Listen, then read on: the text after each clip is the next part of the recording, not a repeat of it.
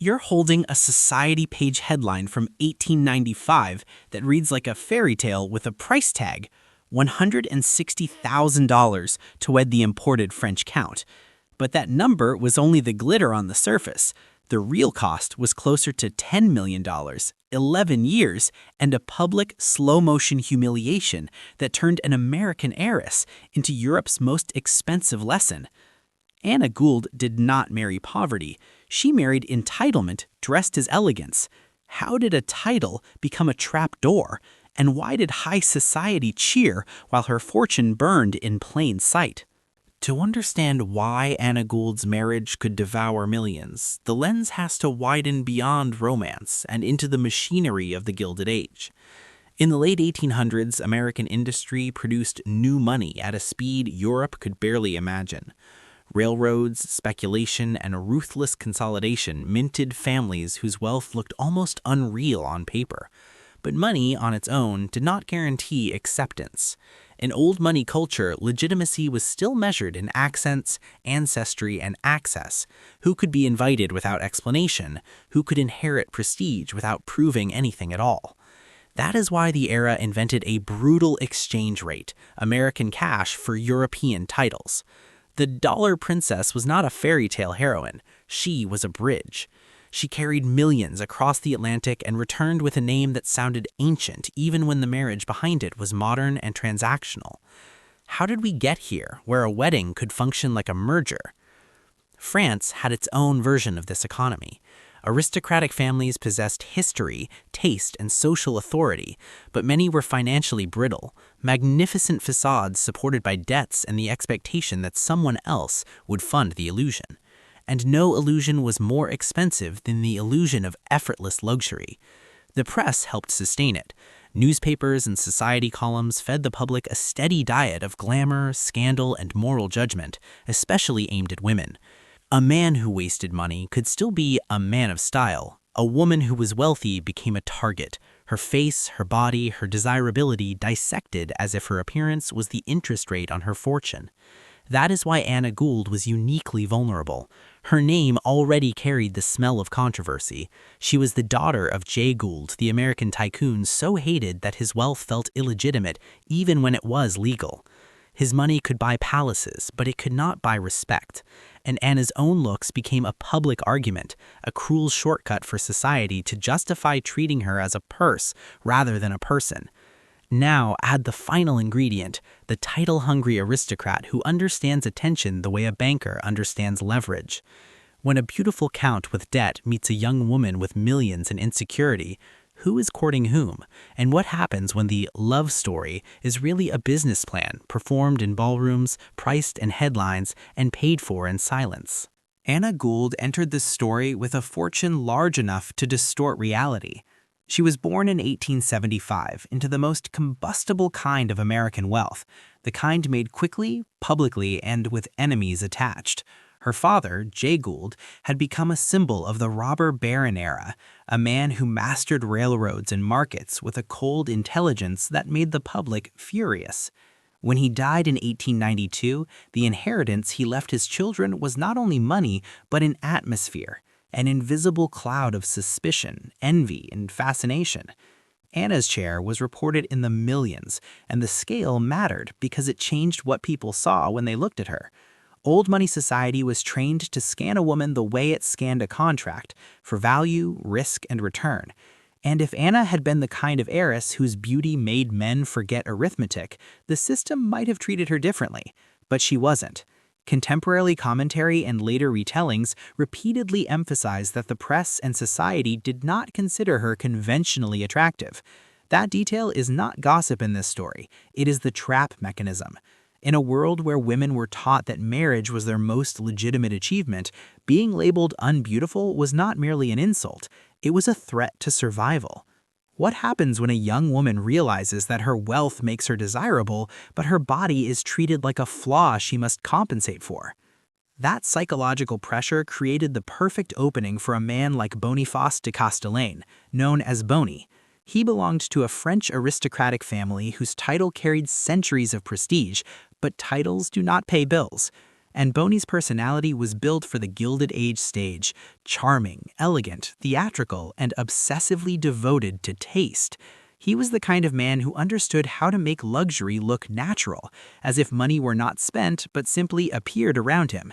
Yet behind the elegance lived a core hunger that old money often hides behind manners: entitlement. Not the loud entitlement of crude thieves, but the refined entitlement of people who believe the world owes them a certain level of beauty, comfort, and admiration. Here is where the story becomes less about an unlucky marriage and more about a predictable collision. Anna needed legitimacy. Boney needed funding. Anna wanted to be chosen. Boney wanted access. The courtship unfolded like a performance where both parties believed they were directing the outcome. Anna could tell herself she had secured a romantic victory, a titled husband, a passport into Europe's highest rooms, a proof to the world that she was desired, not merely rich. Boney could tell himself he had secured the perfect patron, an heiress whose money could finance an entire lifestyle, a living treasury that could be converted into architecture, parties, jewels, and the kind of social dominance that debt alone could never purchase. Were these red flags ignored because of love, or because both sides were trying to escape something? The engagement itself contained a quiet warning. Anna reportedly had been engaged before, and the shift toward Boney suggested a familiar Gilded Age pattern, the power of a title to override a safer choice. In a society that treated marriage like social proof, the count label mattered more than character. The wedding became a headline, and headlines create momentum. Once the world is watching, the decision becomes harder to reverse, because backing out would be public failure. What happened next was not simply a marriage, it was a contract signed with applause. Immediately, the pressures of the arrangement began to surface. Anna's fortune was immense, but it was also vulnerable because it was new and therefore poorly protected by old-world instincts. Families like hers had money, but not necessarily the European legal strategies and social defenses that aristocrats used to preserve power. Boney, meanwhile, understood the rules of prestige. He knew that the appearance of wealth could be more important than wealth itself. Spending was not merely consumption, it was messaging. Each object, each dinner, each architectural decision declared a story, that the Castellane household was not fading, not desperate, not dependent. Never mind that it was. How does a fortune make someone vulnerable? It does not only attract thieves, it attracts people who can justify taking while calling it culture. And Anna's insecurity made her even easier target.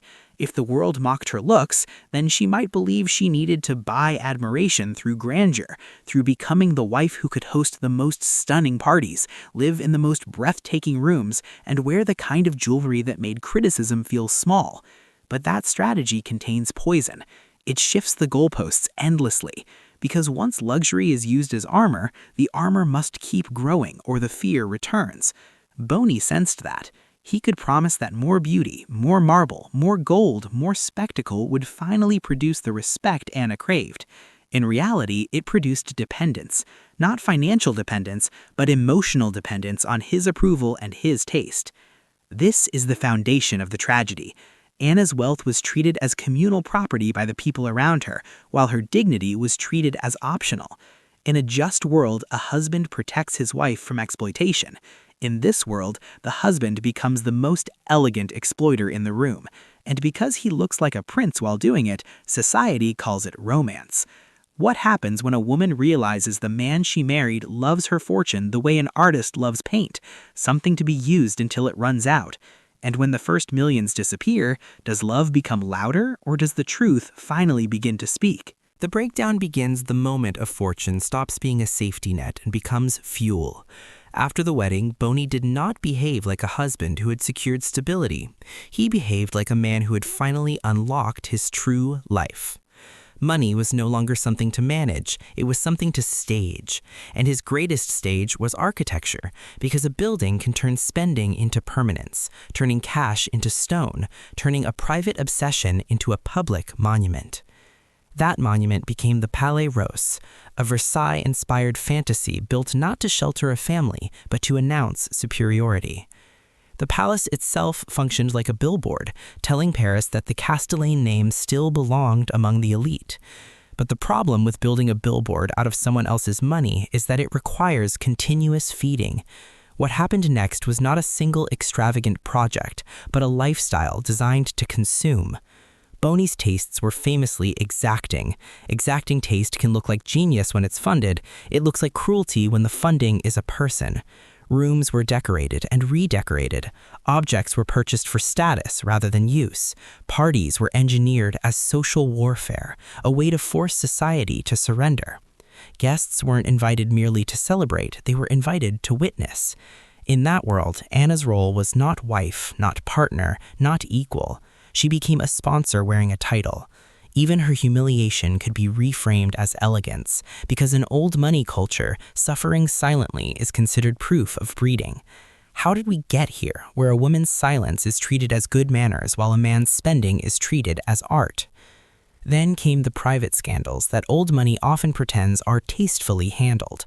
Boney's affairs, according to repeated accounts and the way the story is told in this genre, were not discrete accidents. They were a pattern. And the cruelty of the pattern is not only betrayal, it is the implication behind it, that the wife who pays is not the wife who is cherished. Anna was expected to tolerate the insult as part of the package: title, palace, humiliation, all bundled together. The press, which had mocked her appearance, now had a new product, the rich American heiress being used as a wallet by a glamorous French count. The audience could condemn and consume at the same time. What does a society reveal about itself when it can't look away from a woman's degradation, but refuses to intervene? Meanwhile, the practical consequences of the spending became harder to hide. In stories like this, there is always a moment where the fantasy cracks in a banal, almost comic way, because reality doesn't arrive with trumpets, it arrives with bills. One day it is marble and music. The next day it is the mundane humiliations of debt, delayed payments, creditors, services threatened, the public embarrassment of being unable to sustain the myth. In some retellings, the scandal becomes so sharp it turns absurd. Luxury interrupted by something as petty as electricity, as if even electricity refuses to endorse the performance. The point isn't the specific invoice. The point is that the entire lifestyle was structured around denial. It insisted that money was infinite, that reputation could be purchased, that taste could excuse exploitation. But money is never infinite, and exploitation always leaves traces. As the marriage deteriorated, so did the central illusion that being Countess de Castellane was the ultimate victory. Anna's wealth had bought her entry into the rooms she wanted, but inside those rooms she discovered a brutal truth. Entry is not belonging. The same society that welcomed her money could still despise her origins, and the same husband who displayed her fortune could still look down on her. This is where the breakdown becomes psychological. Wealth was supposed to grant control, but Anna's life demonstrated the opposite. Money without control becomes vulnerability. How does a woman reclaim control when the world has already decided what she is? An heiress, a dowry, a spectacle. The turning point comes when humiliation collides with arithmetic. By the end of the marriage, estimates in this narrative often point to losses so large they stop feeling like numbers and start feeling like time stolen. The about $10 million figure isn't merely a financial total, it is a measurement of years sacrificed to prove worth to people who benefit from doubt. It is the cost of believing that grandeur could protect dignity. Once the marriage reaches the legal and social breaking point, the story shifts from spectacle to strategy. Divorce in that era was not simply personal, it was political. It threatened reputations, inheritances, Catholic constraints, and family alliances. Men like Boney often attempted to keep control through institutions, lawyers, churches, social pressure, because when money begins to slip away, power tries to replace it. And yet, this is where Anna's most underestimated trait becomes visible: endurance. The same woman mocked as the ugly duckling begins to act like a survivor who finally sees the rules clearly. She begins to cut the fuel line. She begins to separate herself from the narrative that says she must keep paying to keep her title. The marriage collapses, but the collapse reveals something valuable. When the system expects a woman to remain a sponsor forever, the most radical act is to stop funding her own humiliation. So the question at the end of this breakdown is not only how the palace was built or how the money disappeared. The real question is, what happens after a woman survives the most expensive mistake of her era? Does she remain a cautionary tale, or does she find a way to turn the wreckage into a new kind of power? And if she can, what does that say about every modern story where wealth and romance are still used as weapons? When Anna Gould's story is placed beside other old money tragedies, a pattern emerges that feels less like romance gone wrong and more like a repeatable system. Jenny Jerome was chased by rumors that turned her private life into a public marketplace. The scandal itself became a kind of currency that bought attention and proximity to power. Gladys Deacon was praised as a living ideal and then punished when that ideal cracked.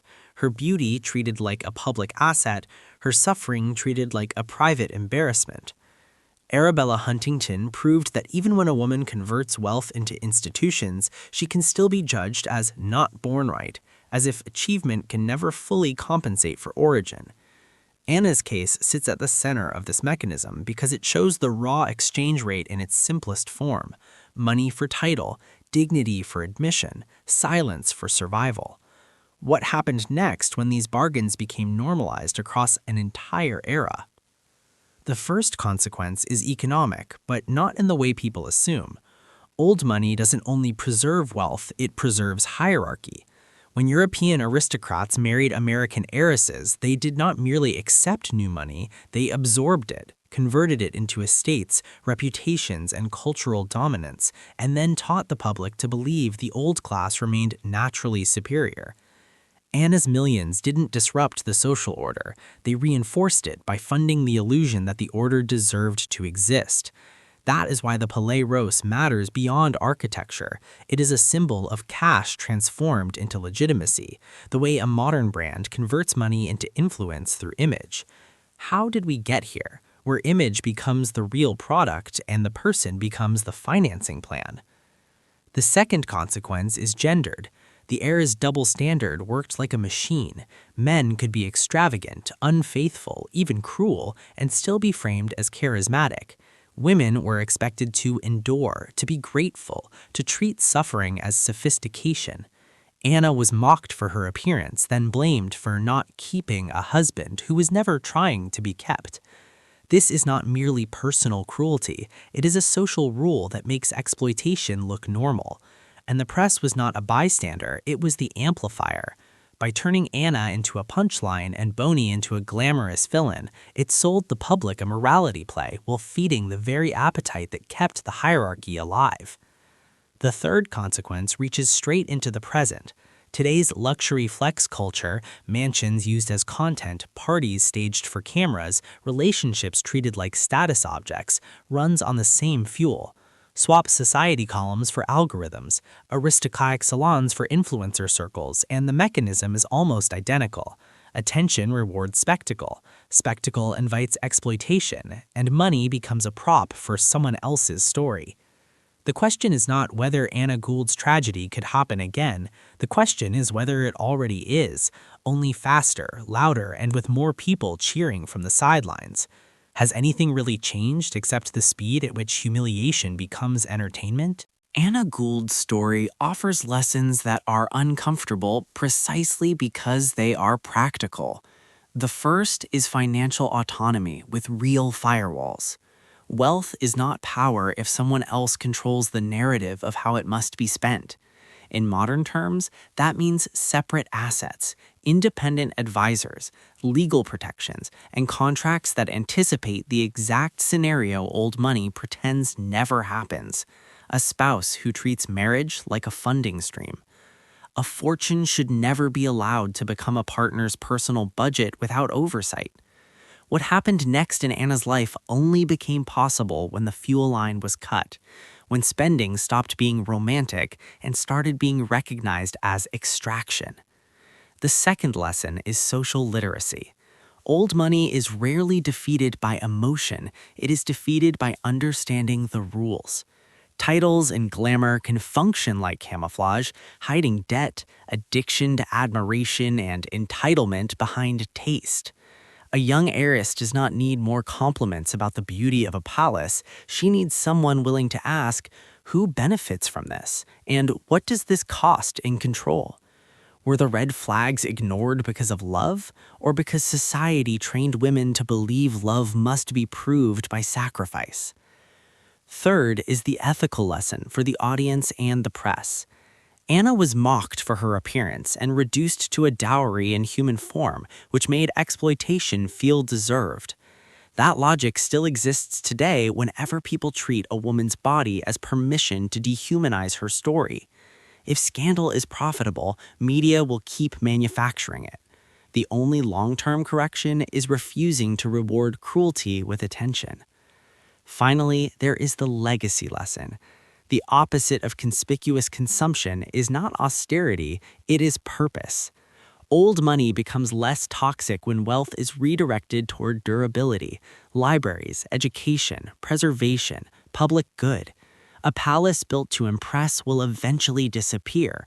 A life built to matter leaves traces that gossip cannot erase. Anna Gould's tragedy is not that she spent too much. It is that an entire prestige culture taught her the wrong equation, that humiliation is the entry fee for acceptance, that a title can compensate for contempt, that a palace can substitute for safety. The Palais Rose looked like permanence, but it was built on a fragile foundation, one woman's need to be valued and one man's belief that he deserved to consume her fortune in the name of taste. In the end, the most shocking detail isn't the millions. It's how predictable the pattern is when money meets entitlement, and society calls it romance. Old money can buy marble, chandeliers, and headlines. It cannot buy respect where respect was never intended to be given. If this story changed how you see wealth, status, and the price women are expected to pay for belonging, subscribe for more old money cases where the truth behind the glamour is darker than the gossip. Share this video with someone who thinks luxury is always a dream, and leave a comment. If you were Anna Gould, where would you have drawn the line? Before the palace, before the first betrayal, or only when the bill finally arrived? And one more question, because it's the one that matters now. When modern culture rewards spectacle with applause, who is paying for the show?